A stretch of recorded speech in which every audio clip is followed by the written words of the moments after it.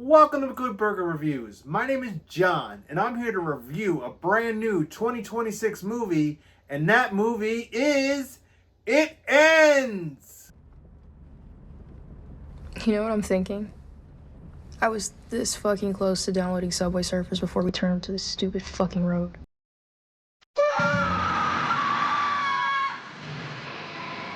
This movie was released to theaters in August of 2026. It is directed and written by Alex Ulilam. It stars Mitchell Cole, Akira Jackson, and Noah Toth. Basic premise: friends on a late night food run become trapped on an infinite highway with otherworldly terrors lurking beyond. Confined into their Jeep Cherokee, they must decide whether to accept their fate or attempt escape.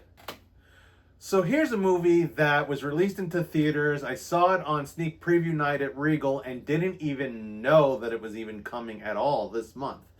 And I think one reason why is because it was classified as horror. It was the horror night sneak preview night at Regal. And to me, this movie borderlines on what might be horror and what might be psychological thriller.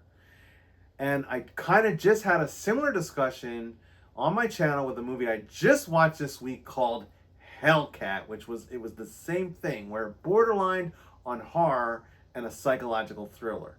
Now, I liked Hellcat enough to give it a decent review. The question is It Ends, which is in theaters, worth a watch?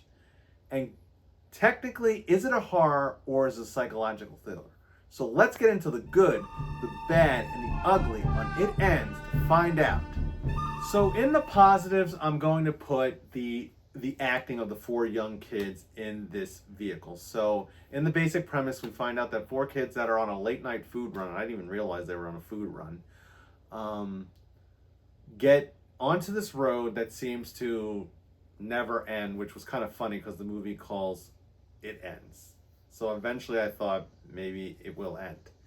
But the kids, I think, did a decent job. There were three boys and a girl. They seem to be kind of like long-term friends, and maybe one of them's back and has been away for a while, and they're all just chilling. You know, they probably went to high school together.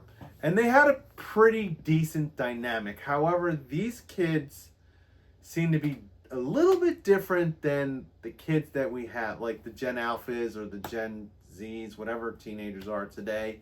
There seemed to be a slight difference, and maybe it's because of the scenario they get put into. Another thing that I'll put in the positives is the overall cinematography. It goes from night to day. The daytime scenes are quite bright, quite vivid. There's a lot. They're in the forest. This road seems to be in the forest the whole time.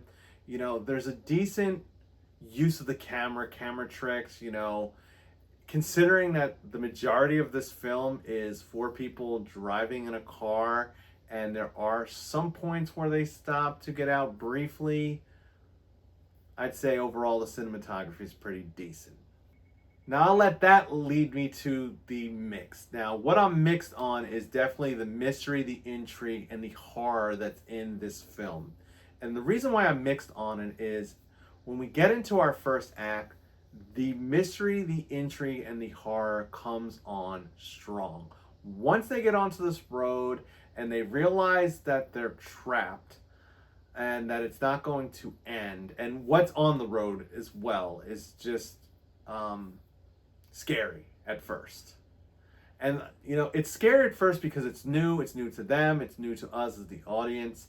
And then the story just continues with the same thing kind of happening, where the characters kind of get used to it. They understand what the dynamic that they're in, that they're traveling on the road, and that when they stop for so long, that something's going to happen.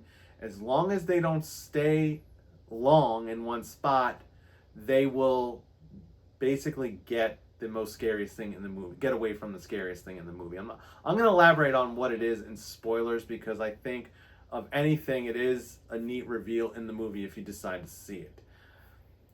Now, the fact that they get used to it over time and kind of, these guys are kind of smart, you know, and in horror movies, we're kind of used to dumb people making dumb decisions. And they seem to figure it out pretty quickly, and they kind of come up with a plan to avoid the antagonist of this movie. And what ends up happening is, as we get into the second and third act, it just becomes less scary. They're not scared anymore. They're frustrated. They're lost. It seems like, will there be a resolution? But the fear factor just goes away. And that really becomes a pretty big mix for me. It really disappoints me with how the film ends, because we never really know what the hell happened to, especially two of the four characters. We don't know where we are right now. I don't know of any roads that drive for 6 hours with no turns. We're just talking, and then we hit this dead end. It just feels like designed. Maybe we crashed. You keep doing what you were doing when you died. It did not kill us. And I'll let that be the other mix. It pretty much, it's a gimmick. You know, I've said this about Hellcat. I said it about The Last House.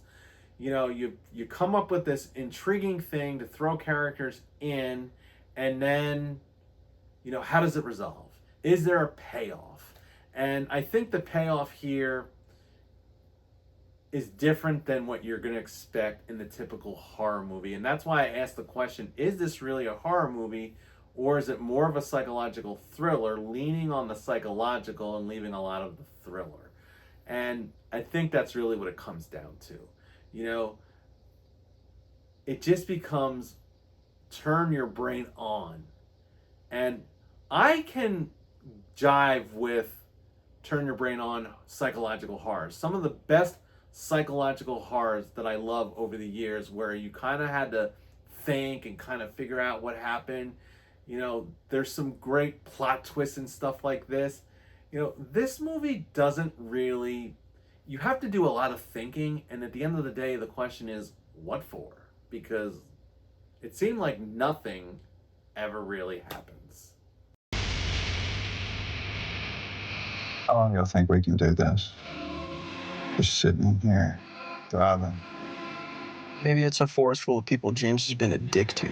So I'll let that lead me to the negatives. And it pretty much, the negative is that the end is really nothing happening.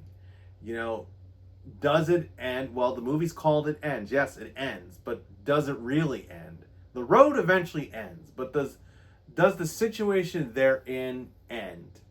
And not really. So it's kind of an ambiguous ending. You know, and then the third act is where you have to turn your brain on the most. And it just seems like this film is trying to be a psychological thriller with an artsy-fartsy elevated feel. And I think there was a decent enough concept here. I just think that it just never fully stuck the landing. And I guess it comes down to just a certain flavor. You know, I see some people are going to be like, hating this. You know, people walked out of the theater. It was a surprise showing, so they didn't know what they were getting.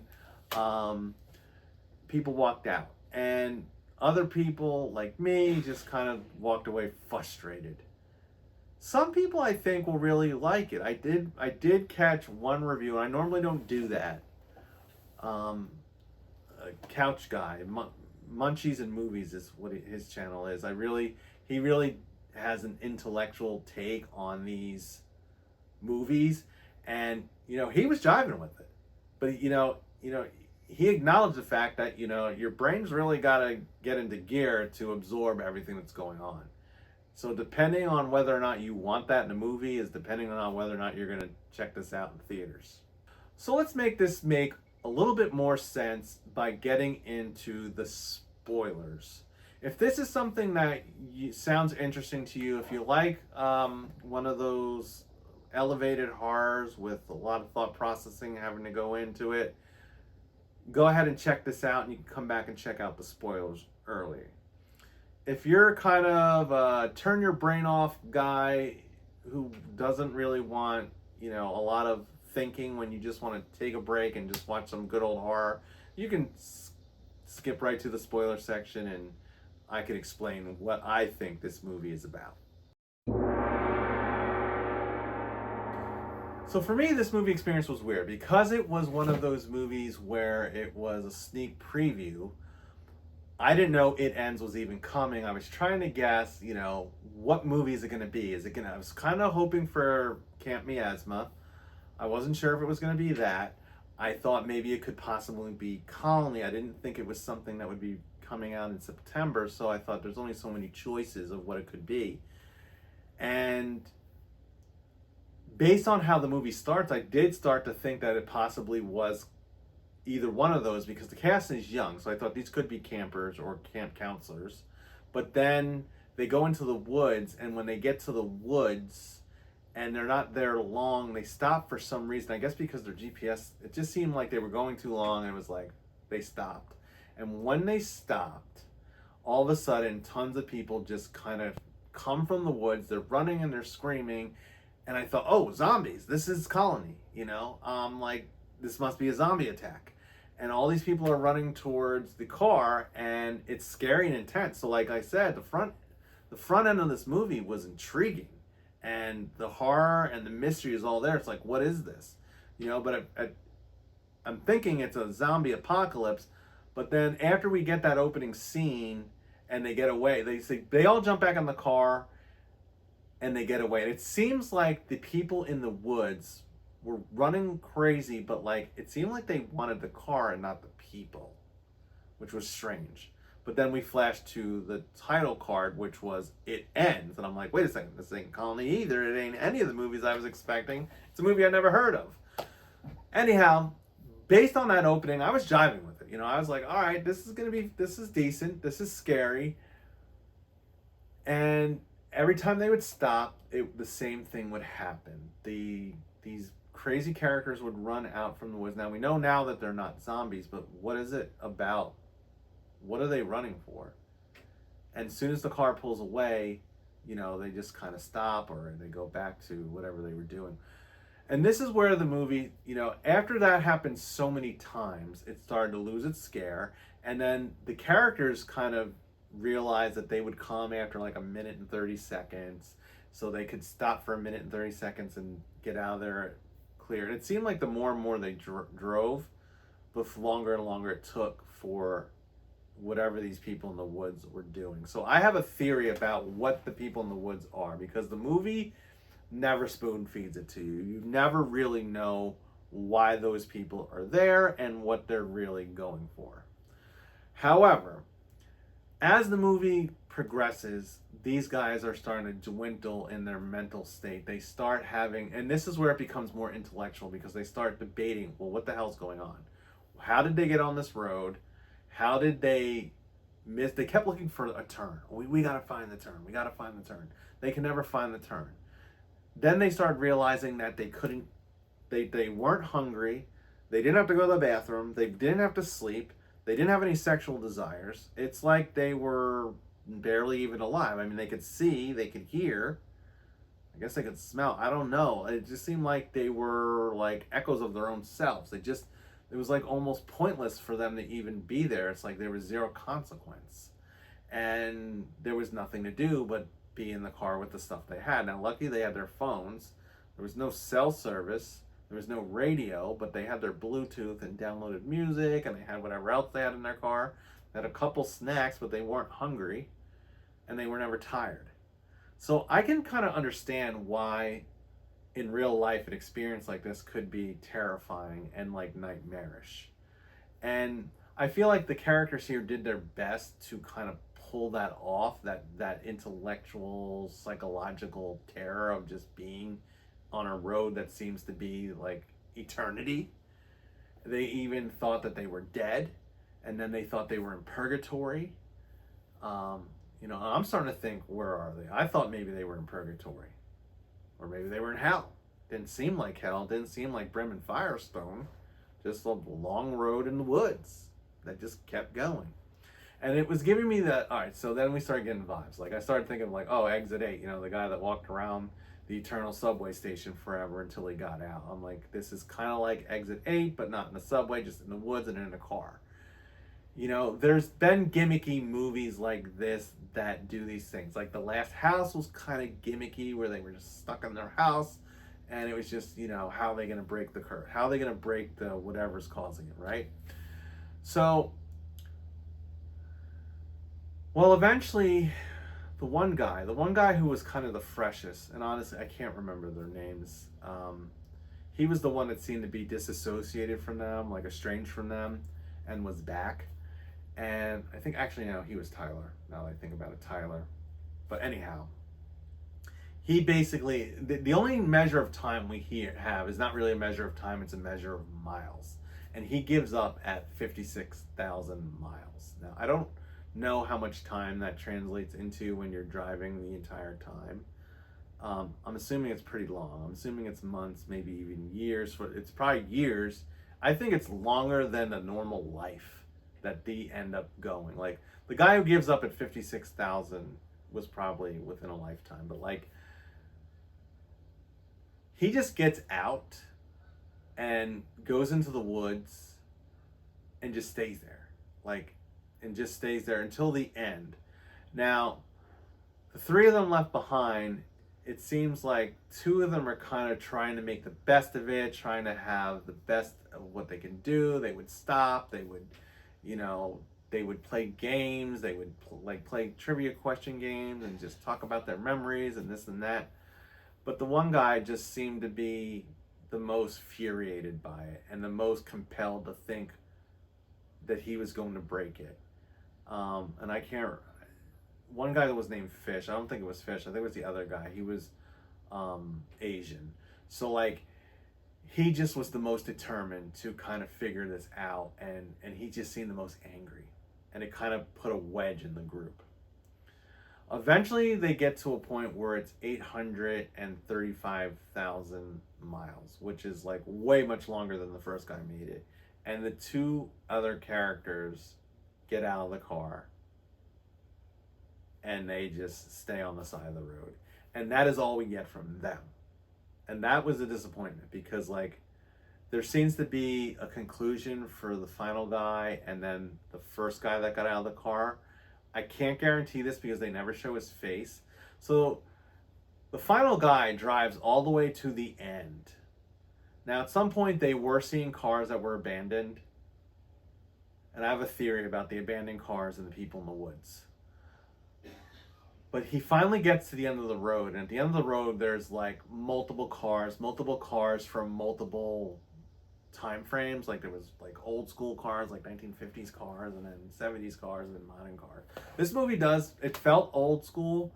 They were driving in a like 1990s Jeep Cherokee, but it felt like it was more modern because they had cell phones. They had modern cell phones. So, anyhow, he gets to the end. He turns around, goes back to where I think he found the first guy. They get in the car and then just continue driving. The movie ends. So, I mean, that's why it was such a anticlimactic ending. It was just so vague and so weird. So, my theory is this. I think all the people that are lurking around the woods that were running and trying to get the car were people that were in the other cars that gave up on their cars and went into the woods and basically lost their minds. Being out in those woods for eternity. So, like, when a new car would show up, they would chase it like a dog. And they'd want to get in the car for whatever reason. Maybe they want to get back to what they had before they got into the woods. It never elaborates of what life is like in the woods. You don't have to worry about eating. You don't have to worry about sleeping. You don't have to worry about anything. So what are you really doing besides just roaming? So in a way, I feel like it is kind of hell. I mean, eventually it gets really boring. And that's kind of what the movie was like, because eventually it just got really boring. So we're going to get down to business on this one, because it's kind of a mixed bag. I think there was a decent intentionality on this one. It was a neat premise. It was going great, kind of until it wasn't.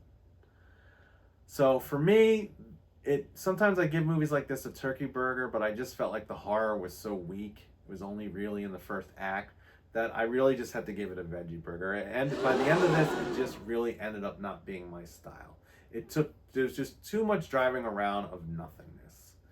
So that's it. You know, it is in the movie theaters. I don't know how long it'll be in. This is kind of one of those ones that I don't see it getting a lot of traction. Please like, subscribe, tap that notification bell, and don't forget to stay scared of those roads that eventually end but seem like they never end.